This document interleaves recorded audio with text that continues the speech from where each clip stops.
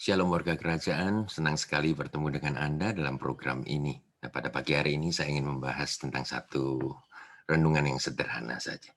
Ya, suatu saat saya membaca satu status di Facebook saya, ya ditulis oleh orang lain, yang berbunyi demikian. Hal yang paling disesali di dalam kehidupan adalah berjalan bersama dengan pemimpin yang tidak membawa Anda kemana-mana. Koma, leave him, tinggalkan dia. Wow. Ya, mari kita bedah status itu. Nah, dugaan saya ini berbicara tentang pemimpin rohani ya, yang dia maksudkan, penulis ini maksudkan. Sebab tidak mungkin kalau dia bicara tentang pimpinan sekuler ataupun pemimpin dari perusahaan di mana dia bekerja. Sebab bisa-bisa dia tidak makan ya karena dipecat akibat tulisan yang konyol ini. Ya, di dunia sekuler, kebanyakan orang bekerja untuk dirinya sendiri. Ya, peduli amat dengan perusahaan, mau maju, mau mundur, mau stagnan. Ya, pokoknya saya terima gaji, ya kalau bisa gajinya naik terus. Ya, jadi pusat pemikiran, inti dari pemikiran adalah diri sendiri. Mau tetap kerja, walau tidak juga, ya, tahu kemana pemimpin perusahaan ini membawa Anda. Pokoknya ada job description, dilakukan, that's it. Ya. Banyak di antara kita tidak mengetahui bahwa mereka juga termasuk tenaga yang diperas habis dijadikan budak dalam pekerjaan yang kita kerjakan. Ya. Tetapi di lain pihak, kita membenci pekerjaan itu, tetapi kita membutuhkan. That's life. Ya. Terkadang itulah kehidupan dari beberapa di antara kita yang kita miliki. Nah, sekarang kita lihat. Ya, kita lihat. Jikalau kita bicara tentang pemimpin rohani, maka tulisan ini ya, ada benarnya. Kelihatannya kita membuang waktu ya untuk mengikuti pemimpin yang membawa kita tidak kemana-mana. Ya. Bagaimana kita bisa mengetahui bahwa kita sudah membuang waktu dengan percuma? Itu satu pertanyaan. Kalau sudah mikir, ya, walaupun sudah 2-3 tahun mengikuti, bahkan lebih daripada itu, sudah merasa bahwa ini adalah wasting time, waktu yang terbuang. Saudara, sebenarnya itu sulit sekali untuk dibuktikan bahwa waktu Anda itu terbuang. Bahkan, jangan-jangan ada motivasi yang tersembunyi bahwa Anda menginginkan kedudukan dalam satu organisasi rohani ataupun gereja itu. Tetapi Anda belum mendapatkannya, Anda belum mencapainya. Mungkin ada juga tendensi Anda ingin membeli pemimpin itu sendiri. Memang sulit untuk dibuktikan bahwa Anda membuang waktu. Sebab, ini yang saya percaya, we met for a reason. Kita bertemu dengan satu alasan, you are either a lesson or my blessing. Anda adalah satu pelajaran atau menjadi berkat bagi saya. Menurut saya, tidak mungkin Tuhan itu izinkan pertemuan dalam hidup ini tanpa memiliki satu alasan apapun juga, satu tujuan apapun juga. Baik si A maupun si B yang bertemu itu, dua-duanya juga berkat. A lesson becomes blessing in disguise.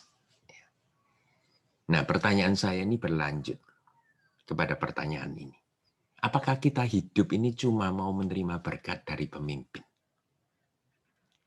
Dipimpin ke arah yang sukses, lebih agung, lebih hebat, lebih kaya, lebih karisma. Ataukah kita mau menjadi berkat bagi pemimpinmu? Secepat itukah ya, Anda mengambil keputusan untuk meninggalkan seseorang atau meninggalkan sesuatu yang tidak mendatangkan berkat, entah apa itu di dalam pemikiran Anda, kemudian Anda katakan, I leave him. Aku akan meninggalkan dia. Inilah yang membuat saya lebih curious, lebih menggali lebih dalam lagi. Apa sih yang ada di dalam pemikiran para pengikut, ya, followers. Nggak semua sama, ya, nggak semua sama. Itu disclaimer saya. Ya, nggak semuanya sama dengan apa yang saya akan bicarakan. Tetapi pasti ada di dalam segmen minoritas, ya, yang menjadi orang-orang yang sangat bahaya sekali, dangerous people di dalam organisasi. Saya anggap saudara yang melihat ya ini tidak tergolong dari kategori dangerous people ini, ya orang lain saja. Ya. Saya mau ambil dalam segmen pernikahan karena itu adalah bidang saya. Suami adalah pemimpin istri. Kehidupan pernikahan itu biasa-biasa saja, normal.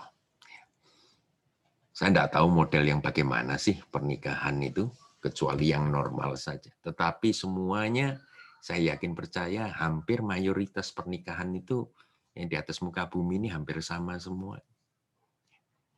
Tetapi faktor keseharian sangatlah memegang peranan penting dalam emosi, entusiasme, motivasi, memimpin rumah tangga. Ya. Emosi, entusiasme, dan motivasi di dalam memimpin rumah tangga. Bagaimana cara pasangan suami istri itu mempertahankan kasih, pengharapan, dan iman adalah bumbu-bumbu pemanis, peracik dari sebuah pernikahan. Sebenarnya bukanlah menuju kepada satu tujuan, yaitu makin banyak uang, makin banyak harta, makin banyak baju, makin banyak mobil, makin banyak anak, makin dan semakin. Tidak salah itu. Ya, tidak salah semuanya itu. Bisalah dijadikan salah satu goal dalam membangun rumah tangga. Tetapi alangkah sadisnya apabila suami belum mampu memimpin menuju kepada kemajuan dalam materi, ya berbenah dalam keharmonisan, tiba-tiba ada perintah status tadi mengatakan leave him, tinggalkan dia. Oh my God. Hari ini cukup panjang sudah suruh mendengarkan saya tentang status ini. Saya percaya penulis status ini bukanlah jemaat maupun bekas jemaat di mana Tuhan ya, mempercayakan kepada saya. Saya tidak kenal dia sih. Jadi ini out of the blue, tetapi benar-benar ini agak mengusik pikiran saya ketika saya membaca yang terakhir itu. Leave him, tinggalkan dia. Ya, mungkin saya agak kepo sedikit lah. Yang jelas begini poin saya. Sebelum Anda menjadi leader, Anda tidak berhak untuk menulis status seperti itu. Sebab orang semacam Anda dapat mengacaukan pelayanan Tuhan. Saya ingin memohon kepada saudara, ya, walaupun Anda tidak puas dengan pemimpin Anda. Pertama, jadilah berkat bagi pemimpin.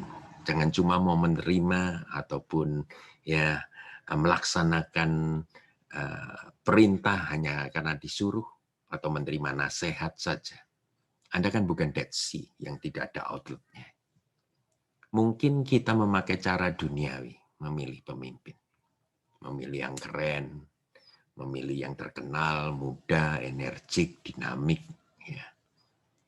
Dan saudara tidak percaya akan divine appointment daripada Tuhan, sehingga kita berkehendak untuk meninggalkan pemimpin yang ada sekarang. Kalaupun itu keputusan Anda, tidak bisa diganggu-gugat. Oke, tinggalkan dengan baik-baik, tanpa berdarah-darah dalam pembenaran diri sendiri. Memang mereka mungkin bukan pemimpin Anda, tetapi yang jelas mereka ditetapkan untuk menjadi pemimpin bagi orang lain. Ingatlah, bukan hanya Anda yang hidup belum benar di bumi, sehingga perlu dipimpin ke arah jalan yang benar.